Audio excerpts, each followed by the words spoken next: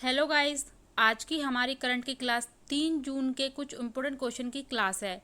तो चलिए अपन अपने क्वेश्चनों की तरफ चलते हैं। देखिए, आज की करंट की क्लास का आज हमारा आपसे पूछा गया क्वेश्चन है, गुरु हरगोविंद सिंह कहाँ कैद रहे थे। हमारे ऑप्शन है ग्वालियर, जबलपुर, मंडला या भोपाल। आपको इसका सही आंसर कमेंट बॉक्स में कमेंट करके बताना है कि गुरु हरगोविंद सिंह कहाँ कैद रहे थे। ठीक है फ्रेंड्स। तो चलिए अपन अपने क्वेश्चनों की तरफ चलते हैं। तो उससे पहले अपन जून माह के कुछ इंपॉर्टेंट दिवसों की बात कर लेते हैं। तो देखिए, 1 जून को हमारा विश्व दुग्ध दिवस मनाया जाता है। ठीक है, आप लोग ध्यान रखना, 1 जून को हमारा विश्व दुग्ध दिवस मनाया जाता है और 2 जून को हमारा तेलंगाना राज्य स्थापना दिवस मनाया जाता है। ठीक है, 2 जून को हमारा तेलंगाना राज्य स्थापना हुई थी, तो आप लोग ये ध्यान रखना। तो 1 जून को विश्व दुग्ध दिवस और 2 जून को तेलंगाना राज्य स्थापना दिवस। ठीक है, चलिए अपन अपने अगले क्वेश्चनों की तरफ चलते हैं।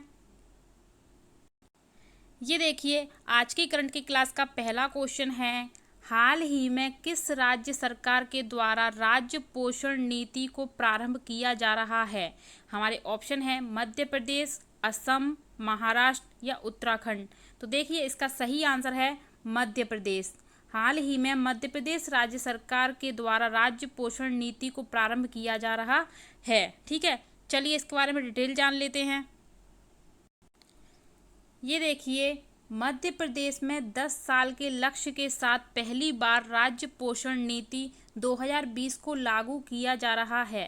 कैबिनेट ने मंगलवार को नीति को मंजूरी दे दी है।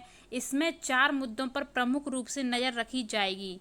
प्रति 1 लाख पर माताओं की मौत की दर अभी 173 है, जिसे घटाकर 70 करना है। प्रति 1000 पर बाल मृत्यु दर को 56 से घटाकर 25 पर लाना है। बच्चों में एनीमिया के प्रतिशत को 53.2 से कम करके वर्ष 2030 तक 25% करना है। इसी तरह पोषण को भी बढ़ावा देना है। ठीक है, तो आप लोग ये याद रखना, पोषण नीति के लिए मध्य प्रदेश राज्य लागू प्रारंभ कर रहा है। ठीक है, चलिए अपन अपना अगला क्वेश्चन देखते हैं।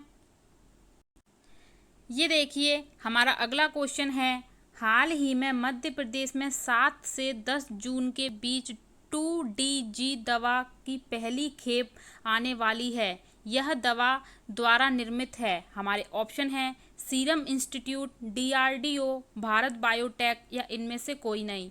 तो देखिए, इसका सही आंसर है DRDO। हाल ही में मध्य प्रदेश में 7 से 10 जून के बीच 2DG दवा की पहली खेप आने वाली है। यह दवा DRDO द्वारा निर्मित है। ठीक है, चलिए इसके बारे में डिटेल जान लेते हैं।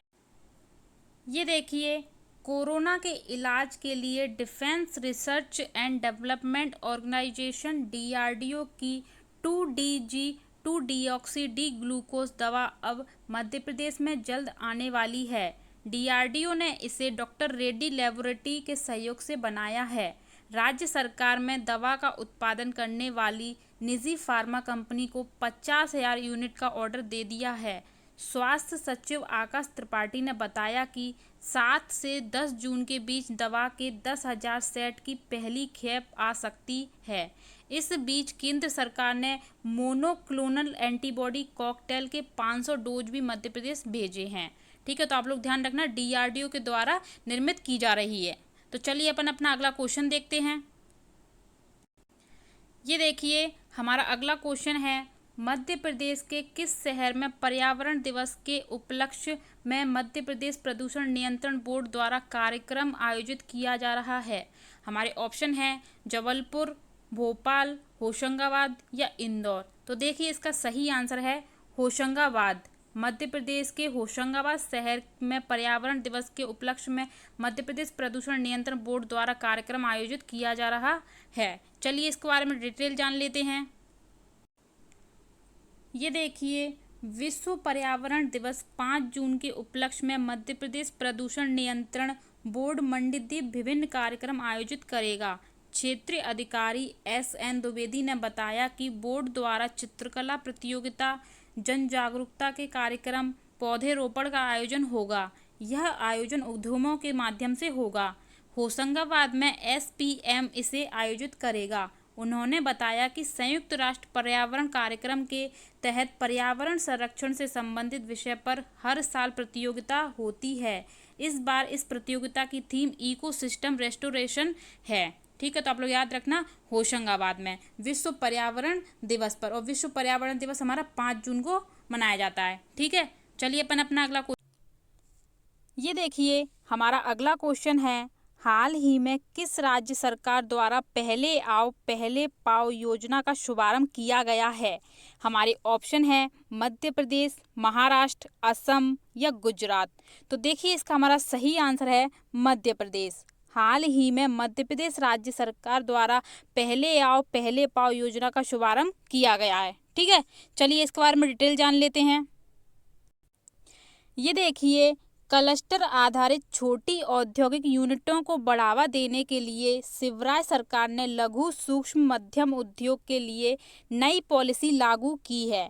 कैबिनेट ने मंगलवार को इसके लिए नए भूमि आवंटन नियम को मंजूरी दे दी है। इसके तहत अब अविकसित जमीन पर क्लस्टर ने इंडस्ट्री स्थापित करने के लिए कलेक्टर गाइडलाइन को 25% मूल्य पर जमीन मिलेगी। इसके साथ ही ऑनलाइन से टेंडर के माध्यम से यदि कोई निवेशक नहीं आता तो पहले आओ पहले पाओ योजना के तहत जमीन अलॉट की जाएगी। एमएसएमई मंत्री ओम प्रकाश सकलेचा ने बताया कि सरकार की मंशा प्रदेश में नए रोजगारों को बढ़ावा देना है। ठीक है, तो आप लोग याद रखना पहले आओ पहले पाओ योजना मध्य प्रदेश सरकार ने शुरू की है। ठीक है फ्रेंड्स, चलिए अपन अपना अगला क्वेश्चन देखते हैं। ये देखिए हमारा अगला क्वेश्चन है, हाल ही में मध्य प्रदेश लघु उद्योग निगम का संचालक मंडल का अध्यक्ष किसे नियुक्त किया गया है। हमारे ऑप्शन है मोहन यादव, ओम प्रकाश सकलेचा, कमल पटेल या इनमें से कोई नहीं। तो देखिए इसका हमारा सही आंसर है ओम प्रकाश सकलेचा। हाल ही में मध्य प्रदेश लघु उद्योग निगम का संचालक मंडल का अध्यक्ष ओम प्रकाश सकलेचा को नियुक्त किया गया है। ठीक है, आप लोग ये ध्यान रखना, ओम प्रकाश सकलेचा को नियुक्त किया गया है। ठीक है, चलिए अपन अपना अगला क्वेश्चन देखते हैं।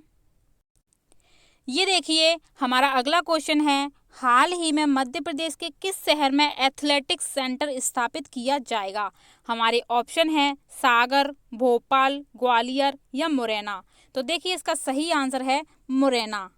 हाल ही में मध्य प्रदेश के मुरैना शहर में एथलेटिक्स सेंटर स्थापित किया जाएगा। ठीक है, तो आप लोग याद रखना मुरैना शहर में स्थापित किया जाएगा।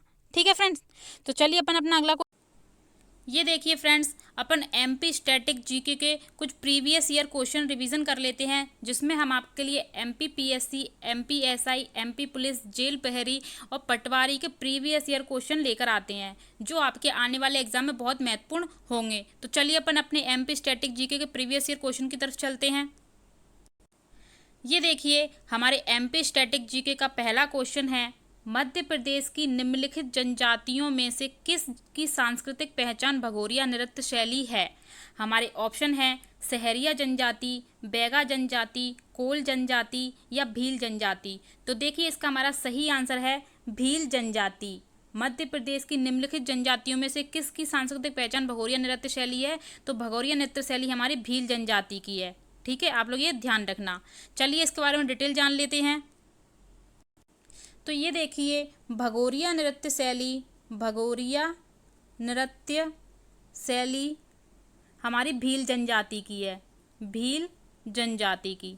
ठीक है, आप लोग ये ध्यान रखना। भील जनजाति के प्रमुख नृत्य बात करें, प्रमुख नृत्यों की, तो प्रमुख नृत्य भील जनजाति के भगोरिया, बड़वा, गौरी, धूमर और डोहा, ये भगोरिया जनजाति के प्रमुख नृत्य हैं जो एग्जाम में पूछे जाते हैं। ठीक है, तो आप लोग ध्यान रखना, भगोरिया, बड़वा, गौरी, धूमर और डोहा ये इसके प्रमुख नृत्य हैं। भगोरिया जनजाति के प्रमुख त्योहारों की बात करें, प्रमुख त्योहारों की, तो भगोरिया प्रमुख त्योहार भी है। भगोरिया इन भील जनजाति का प्रमुख त्योहार भी है। भगोरिया, गल, जात्रा, चलावड़ी, ये इनके प्रमुख नृत्य हैं भील जनजाति के। ठीक है, तो आप लोग ध्यान रखना, भगोरिया, गल, जात्रा, चलावड़ी ये भील जनजाति के प्रमुख नृत्य हैं। भगोरिया प्रमुख त्योहार भी है और भगोरिया प्रमुख नृत्य भी है। ठीक है, तो आप लोग ये ध्यान रखना भील जनजाति के।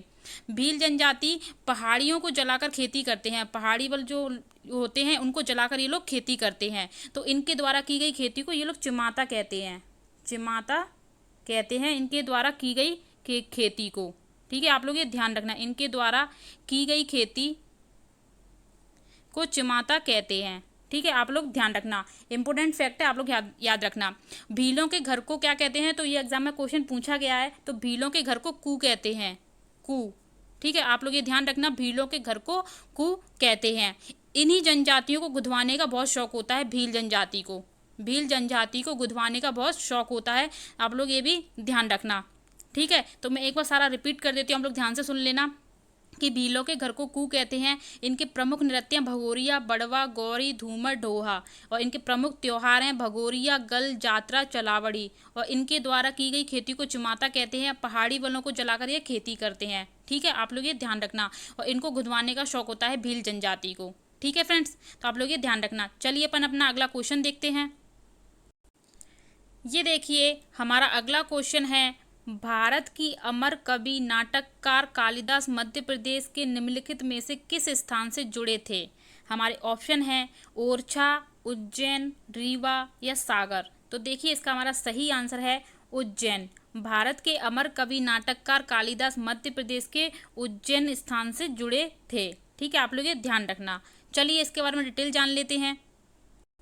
तो ये देखिए, कालिदास हमारे उज्जैन से जुड़े थे, उज्जैन स्थान से। तो कालिदास समारोह हमारा उज्जैन में मनाया जाता है। कालिदास समारोह एग्जाम में बहुत पूछा जाता है, तो कालिदास समारोह हमारा उज्जैन में मनाया जाता है, उज्जैन में। ठीक है, आप लोग ये ध्यान रखना, कालिदास हमारे संस्कृत भाषा के महान कवि और नाटककार थे। संस्कृत भाषा के महान कवि और नाटककार थे। ठीक है, आप लोग ये ध्यान रखना, महान कवि और नाटककार थे संस्कृत भाषा के।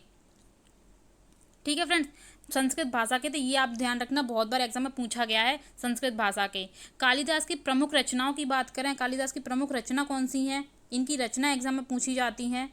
तो इनकी रचना की बात करें, इनकी रचना है ऋतु संहार,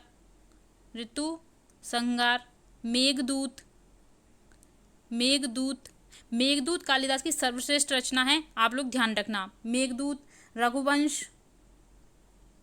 कुमार संभव, ये कालिदास की प्रमुख रचनाएं हैं, जिसमें से मेघदूत कालिदास की सबसे सर्वश्रेष्ठ रचना है, और प्रसिद्ध रचना कालिदास की अभिज्ञा शाकुंतलम है। अभिज्ञा शाकुंतलम आप लोगों ने ये बहुत सुनी होंगी, बहुत प्रसिद्ध रचना है अभिज्ञा शाकुंतलम और मेघदूत। ठीक है, तो आप लोग ये ध्यान रखना। कालिदास हमारे वैदर्भी रीति के कवि थे, वैदर्भी रीति के। ठीक है, आप लोग ध्यान रखना, वैदर्भी रीति के कालिदास हमारे कवि थे।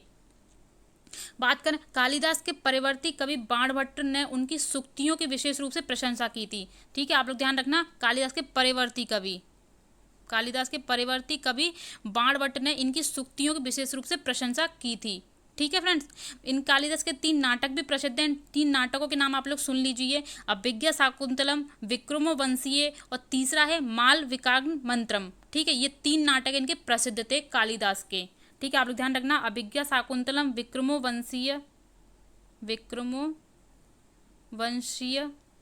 और तीसरा है मालविकाग्नि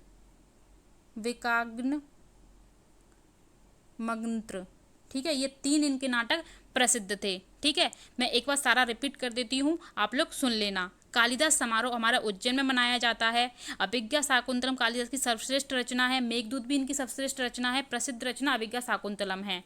ठीक है, कालिदास हमारे वैदर्भी रीति के कवि थे, ये भी आप ध्यान रखना। कालिदास के परिवर्ती कवि बाणभट्ट ने इनकी सूक्तियों की प्रशंसा की थी, और इनकी प्रमुख रचनाएं आप लोग ध्यान से सुन लेना, ऋतु संहार, मेघदूत, रघुवंश, कुमार संभव, ये इनकी प्रमुख रचनाएं हैं। ठीक है, इनकी प्रमुख रचनाएं बहुत ज़्यादा मोस्ट इंपोर्टेंट है, एग्जाम में सबसे ज़्यादा यह पूछी जाती हैं कालिदास की रचनाएं। और कालिदास समारोह भी सबसे ज़्यादा एग्जाम में पूछा जाता है कि कहाँ मनाया जाता है, तो हमारा उज्जैन में मनाया जाता है। ठीक है फ्रेंड्स, तो चलिए अपन अपना अगला क्वेश्चन देखते हैं। ये देखिए, हमारा अगला क्वेश्चन है, मध्य प्रदेश के निम्नलिखित में से किस स्थान पर निर्यात गुणवत्ता वाली मार्बल की खानें मौजूद हैं। हमारे ऑप्शन हैं सलीमनाबाद, मलाजखंड, पन्ना या राजनगर। तो देखिए, इसका हमारा सही आंसर है सलीमनाबाद। मध्य प्रदेश के निम्नलिखित में से सलीमनाबाद स्थान पर निर्यात गुणवत्ता वाली मार्बल की खानें मौजूद हैं। ठीक है, तो आप लोग ये ध्यान रखना। और सलीमनाबाद हमारे मध्य प्रदेश राज्य के कटनी जिले में एक गांव है। ठीक है, चलिए इसके बारे में डिटेल जान लेते हैं। तो ये देखिए, निर्यात गुणवत्ता मार्बल, निर्यात गुणवत्ता मार्बल की खानें हमारे सलीमनाबाद में हैं। ठीक है, आप लोग ये ध्यान रखना। और सलीमनाबाद हमारे मध्य प्रदेश के कटनी जिले में एक गांव है। ठीक है, आप लोग ध्यान रखना, मध्य प्रदेश के कटनी जिले में यह एक गांव है। यहीं से हमारा राष्ट्रीय राजमार्ग 30 गुजरता है। राष्ट्रीय राजमार्ग 30 गुजरता है यहीं से। ठीक है, तो आप लोग ध्यान रखना, निर्यात गुणवत्ता वाली मार्बल की खान हमारी सलीमनाबाद में स्थित है। और सलीमनाबाद हमारे मध्य प्रदेश के कटनी जिले में एक गांव है, और जहां से हमारा राष्ट्रीय राजमार्ग 30 गुजरता है। ठीक है, आप लोग ये ध्यान रखना। ठीक है फ्रेंड्स, चलिए अपन अपना अगला क्वेश्चन देखते हैं। ये देखिए, हमारा अगला क्वेश्चन है, मध्य प्रदेश भोज ओपन विश्वविद्यालय के कुलपति कौन हैं? हमारे ऑप्शन हैं doctor Jayant Sonawalkar, professor Sangeeta Shukla, doctor Ravindra Kanhere या डॉक्टर नरेंद्र कुमार धाकड़। तो देखिए, इसका हमारा सही आंसर है डॉक्टर जयंत सोनवलकर। मध्य प्रदेश भोज ओपन विश्वविद्यालय के कुलपति हमारे डॉक्टर जयंत सोनवलकर हैं। ठीक है फ्रेंड्स, ये क्वेश्चन हमारे 2017 के एमपी पुलिस के एग्जाम में पूछा गया था। तो जिस टाइम हमारे भोज ओपन विश्वविद्यालय के कुलपति डॉक्टर रविंद्र कान्हेरे थे। ठीक है, 2018 में भी थे, 2017 में भी थे, लेकिन वर्तमान में हमारे भोज ओपन विश्वविद्यालय के कुलपति डॉक्टर जयंत सोनवलकर हैं। तो आप लोग विश्वविद्यालय के कुलपति भी याद रखा करो, एग्जाम में ये पूछ लिए जाते हैं। तो वर्तमान में अगर भोज ओपन विश्वविद्यालय के कुलपति की बात करें तो हमारे डॉक्टर जयंत सोनवलकर हैं। ठीक है, तो चलिए भोज ओपन विश्वविद्यालय के बारे में जानकारी जान लेते हैं।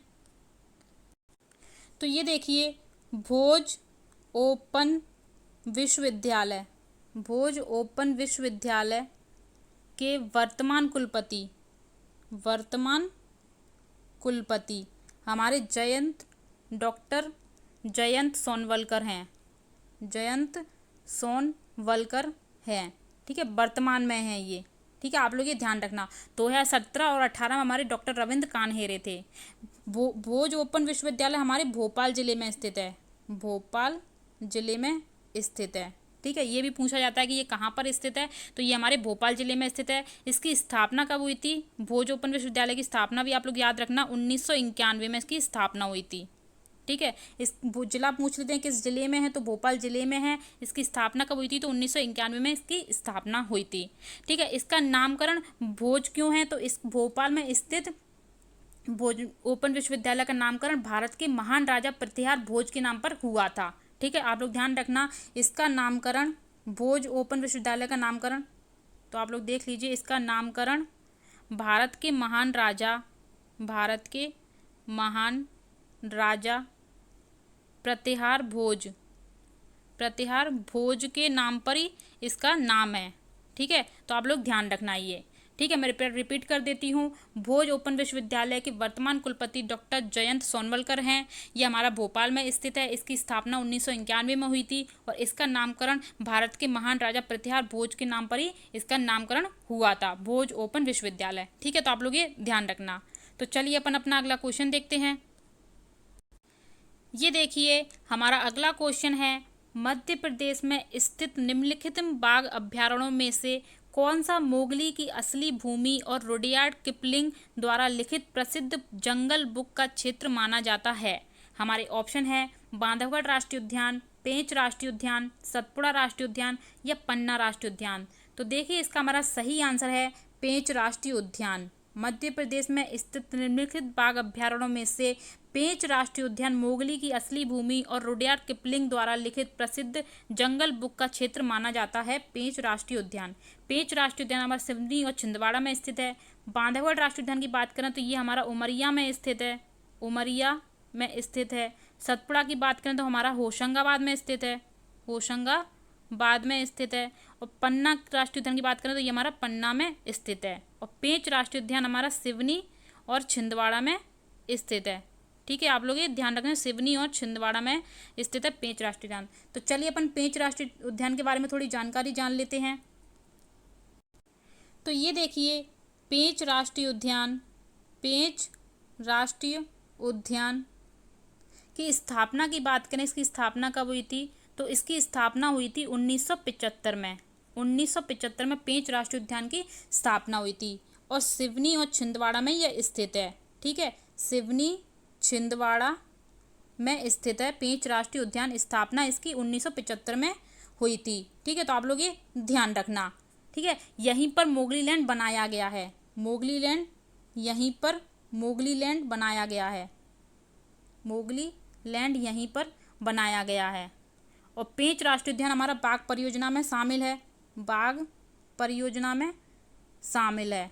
ठीक है, आप लोग ये ध्यान रखना। ठीक है, पेंच टाइगर रिजर्व में काले तेंदुओं को देखकर रुडयार्ड ने किपलिंग ने किताब लिखी थी। आप लोग ये ध्यान रखना, पेंच राष्ट्रीय उद्यान में काले तेंदुओं को देखकर रुडयार्ड किपलिंग ने किताब लिखी थी, the jungle book. The jungle book. ठीक है, आप सब लोगों ने सुनी होगी ये कहानी, जिसमें मोगली और बगीरा की कहानी लिखी थी। मोगली और बगीरा की कहानी काफ़ी फेमस है, आप लोगों ने सुनी होगी। तो रुडयार्ड किपलिंग ने काले तेंदुओं को देखकर द जंगल बुक लिखी थी। ठीक है, आप लोग ध्यान रखना। और इस जंगल बुक का प्रकाशन तिथि कब है, इसकी कब, तो देखिए द जंगल बुक की प्रकाशन तिथि जान लेते हैं। इसकी प्रकाशन डेट है 1894। 1894 में प्रकाशित हुई थी the jungle book, Rudyard Kipling के द्वारा। ठीक है, इसी कहानी को पहली बार कालीचरण ने 1893 और 94 में पत्रिका में प्रकाशित किया गया था। ठीक है, आप लोग ध्यान रखना, 1893 और 94 में पत्रिका में प्रकाशित किया गया था। ठीक है, और ये हमारी मोगली और बगीरा की कहानी।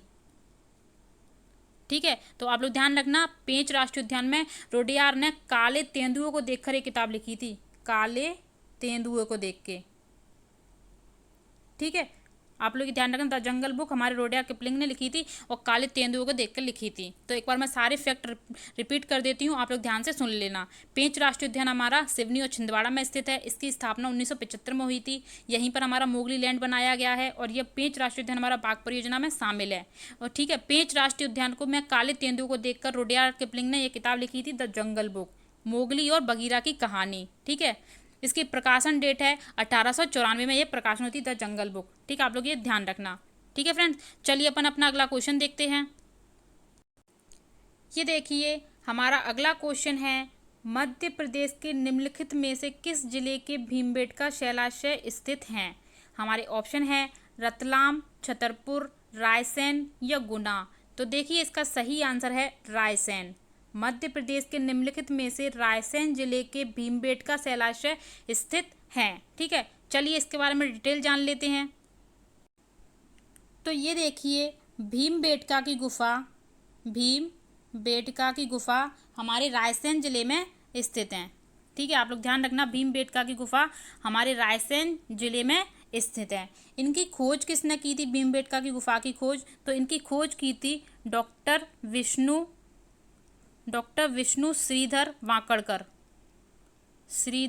वाकड़कर ने इनकी खोज की थी। ठीक है, आप इनका नाम याद रखना, एग्जाम में बहुत बार पूछा गया है कि भीमबेटका की खोज किसने की थी। तो इनकी खोज डॉक्टर विष्णु श्रीधर वाकड़कर ने की थी। और भीमबेटका की गुफा हमारे रायसेन जिले में स्थित है। ये दो इम्पोर्टेंट, बहुत मोस्ट इंपोर्टेंट फैक्ट हैं, आप लोग इनको जरूर याद रखना। ठीक है, 2003 में यूनेस्को ने इसे विश्व धरोहर की सूची में शामिल किया था, भीमबेटका की गुफाओं को। ठीक है, तो आप लोग ध्यान रखना, 2003 में यूनेस्को ने इसे विश्व धरोहर की सूची में शामिल किया था। विश्व धरोहर की सूची में शामिल किया था। ठीक है, आप लोग डेट याद रखना, 2003 में। ठीक है फ्रेंड्स, यहाँ आदि मानव द्वारा बनाए गए शैल चित्र प्रसिद्ध हैं भीमबेटका की गुफाओं में। आदि मानव द्वारा बनाए गए शैल चित्र प्रसिद्ध हैं। ठीक है, आप लोग ध्यान रखना, शैल चित्र प्रसिद्ध हैं, आदि मानव द्वारा बनाए गए। और इन्हीं चित्रों को पुरापाषाण काल से मध्य पाषाण काल के युग के समय का माना जाता है। ठीक है, आप लोग ये ध्यान रखना, इन चित्रों को पुरा पाषाण काल, पुरा पाषाण काल और मध्य पाषाण काल, मध्य पाषाण काल के समय का माना जाता है। ठीक है, आप लोग ये ध्यान रखना, पुरा पाषाण काल और मध्य पाषाण काल के समय का माना जाता है इन चित्रों को, जो कि आदि मानव द्वारा बनाए गए शैल चित्र हैं। ठीक है, जो बहुत प्रसिद्ध है, आप लोग ये ध्यान रखना। ठीक है, मैं एक बार सारा रिपीट कर लेती हूँ, आप लोग ध्यान से सुन लेना। तो भीमबेटका की गुफा हमारे रायसेन जिले में स्थित है। इनकी खोज डॉक्टर विष्णु श्रीधर बांकड़कर ने की थी। 2003 में यूनेस्को ने इसे विश्व धरोहर की सूची में शामिल किया था। ठीक है, इन आदि मानव द्वारा बनाए गए ये शैल चित्र जो बुक की बहुत प्रसिद्ध हैं, और इन चित्रों को पुरा पाषाण काल से मध्य पाषाण काल के समय का माना जाता है। ठीक है फ्रेंड्स, आप लोग ये ध्यान रखना, सारे मोस्ट इंपोर्टेंट फैक्ट हैं। ये 2003 में यूनेस्को ने इसे विश्व धरोहर की सूची में शामिल किया था। ये बहुत मोस्ट इंपोर्टेंट है, बहुत बार एग्जाम में पूछा गया है। मैं हेडलाइट कर देती हूँ। ठीक है, ये देख लीजिए, काफ़ी एग्जाम में से पूछा गया है, तो आप लोग ये ध्यान रखना। ठीक है फ्रेंड्स, तो चलिए अपन अपना अगला क्वेश्चन देखते हैं।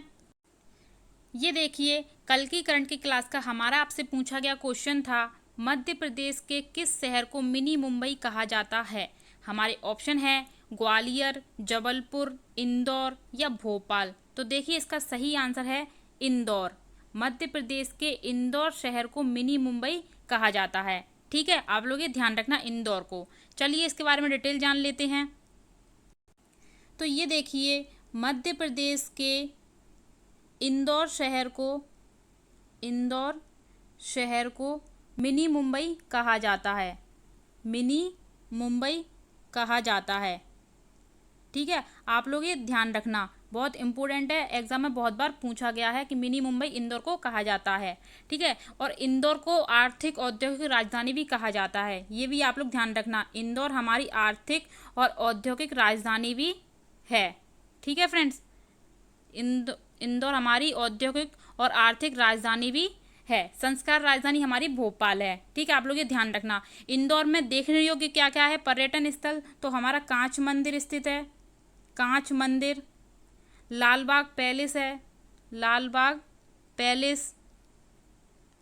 गोपाल मंदिर है, गोपाल मंदिर। महात्मा गांधी हॉल है, महात्मा गांधी हॉल है। और पाताल पानी है, पाताल पानी।